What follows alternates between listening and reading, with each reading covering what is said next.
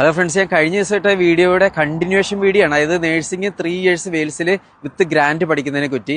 അപ്പോൾ അതിൻ്റെ eligibility criteria എന്താണെന്ന് നമുക്ക് നോക്കാം. ആപ്ലിക്കേഷൻ ചെയ്യുന്നതിനുള്ള ഒന്നാമതായിട്ട് അക്കാഡമിക് ക്വാളിഫിക്കേഷൻസിൽ സെൻട്രൽ അല്ലെങ്കിൽ സ്റ്റേറ്റ് ബോർഡ് എക്സാംസിന് 65% കൂടുതൽ മാർക്ക് ഉണ്ടായിരിക്കണം, പ്രത്യേകിച്ച് മാത്സിനും ഇംഗ്ലീഷിനും.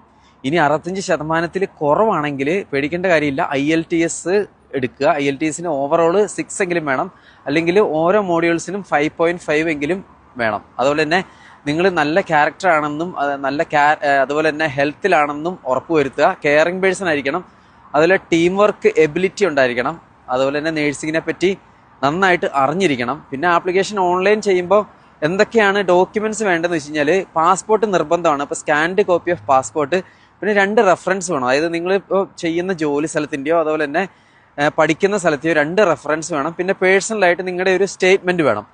പിന്നെ ഉറപ്പായിട്ടും ഇമ്മ്യൂണൈസേഷൻ സർട്ടിഫിക്കറ്റ് വേണം, പ്രത്യേകിച്ച് ട്യൂബർക്ലോസിസിൻ്റെ ഇമ്മ്യൂണൈസേഷൻ സർട്ടിഫിക്കറ്റ് വേണം.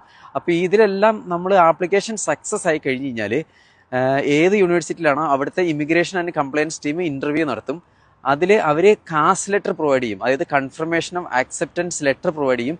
ഈ ലെറ്റർ വെച്ചാണ് നമ്മൾ സ്റ്റുഡൻറ്റ് വിസയ്ക്ക് അപ്ലൈ ചെയ്യുന്നത്.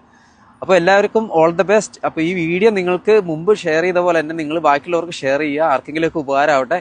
അപ്പോൾ അതുപോലെ തന്നെ ഫോളോ ചെയ്യാനും മറക്കണ്ട. Thank you. കൂടുതൽ വീഡിയോസ് അടുത്ത് തന്നെ വരുന്നതായിരിക്കും.